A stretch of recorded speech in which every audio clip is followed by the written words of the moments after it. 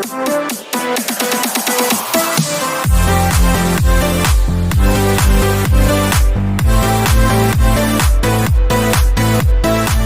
suatu masa, negeri ini di bawah tindasan penjajahan. Kaum pribumi jadi manusia rendahan di rumah sendiri. Warga kelas 3, paria yang tersia-sia dan ternista.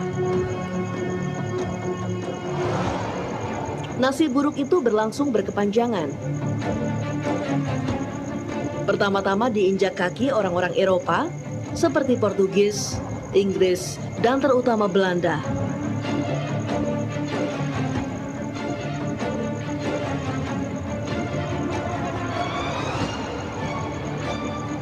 Sampai kemudian datang Jepang, yang mula-mula mendaku diri sebagai saudara tua sesama ras Asia.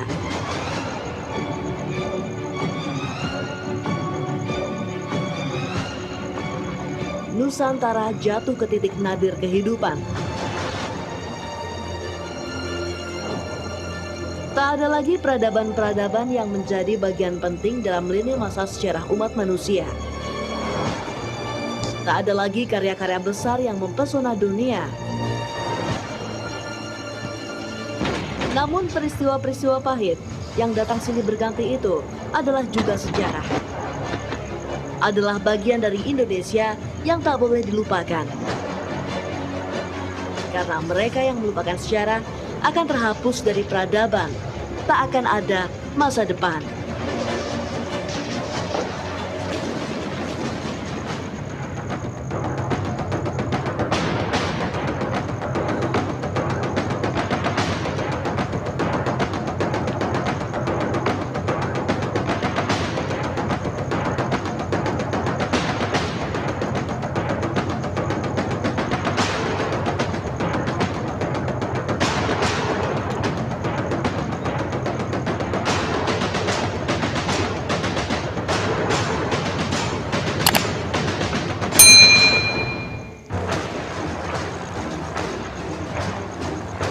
Satu Maret 1942, kapal-kapal pengangkut militer Jepang mendarat di Teluk Banten untuk menaklukkan Batavia.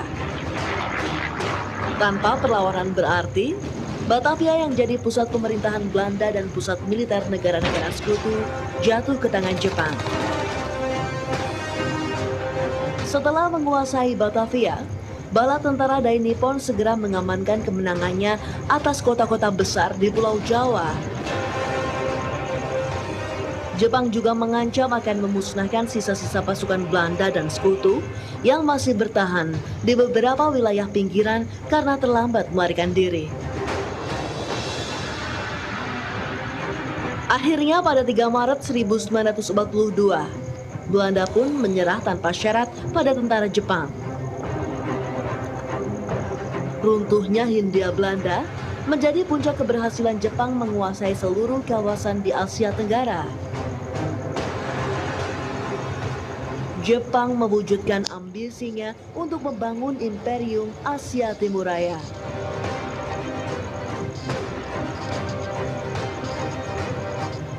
Masa pendudukan Jepang di Indonesia terbilang sangat singkat jika dibandingkan Belanda yang menjajah Indonesia hampir 3,5 abad lamanya.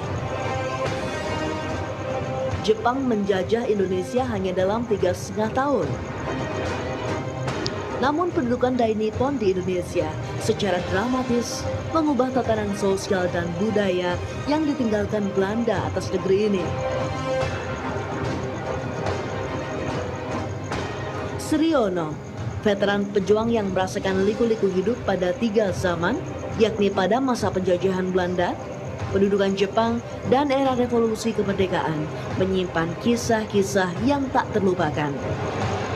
Waktu Jepang masuk itu tahun 42, kita sudah sekian tahun sebelumnya dijajah oleh Belanda. Nah, selama Belanda itu kita dibuat menjadi orang-orang yang bodoh lah gitu.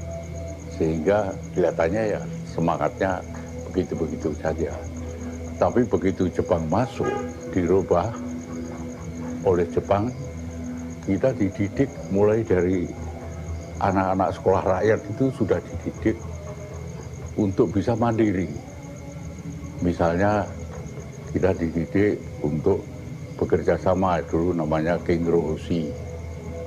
King Rohusi itu kerja bakti, terus juga dididik untuk belajar menanam jarak, menanam padi, menanam ini dan sebagainya. Termasuk juga dididik untuk membuat industri sendiri itu, misalnya membuat sabun, membuat ini juga dididik oleh Jepang. Mobilisasi massa oleh pemerintah militer Jepang harus diakui memberi api baru bagi bangsa Indonesia. Selama berabad-abad, pemerintah Hindia Belanda dan jejaring kekuasaan mereka menjadikan kaum pribumi sebagai manusia kelas 3 di bawah orang-orang Eropa dan bangsa asing lainnya.